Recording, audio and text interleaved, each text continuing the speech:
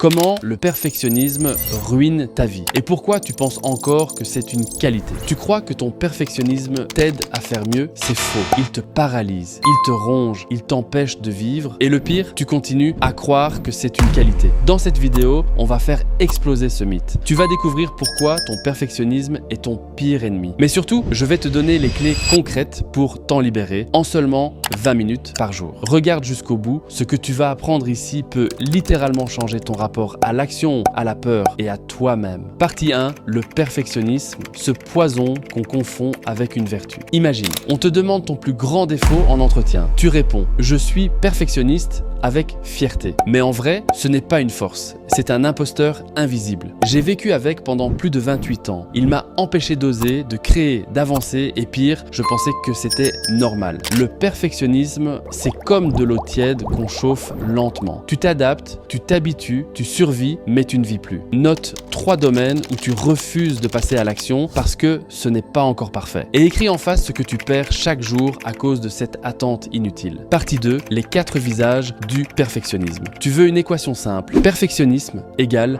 attente fois ressassement fois jugement fois peur. Tu veux tout réussir. Tu rumines chaque détail. Tu cherches l'approbation et tu as une peur panique d'échouer. C'est ce combo qui t'écrase. Donne une note de 1 à 10 à chacune de ces 4 dimensions. Celle qui obtient le score le plus haut, c'est ta priorité numéro 1 à transformer. Partie 3, comment sortir de ce piège sans renoncer à l'exigence. Bonne nouvelle, le contraire du perfectionniste. Ce n'est pas le fainéant, c'est le perfectionniste ou l'optimaliste. Tu gardes ton ambition, mais tu arrêtes de sacrifier l'action sur l'autel de la perfection. C'est un changement de focus, moins de pression sur le résultat, plus de focus sur le fait d'agir, moins de besoin d'être validé, plus de confiance en ton chemin. Choisis une tâche que tu repousses depuis des semaines, fais-la maintenant. Mal, incomplètement, mais fais-la, tu viens de poser la première brique de ta liberté. Partie 4. Les résultats concrets quand tu deviens un perfectionniste. Moi, j'ai fait ce shift. Je suis passé de « je bloque pendant 3 semaines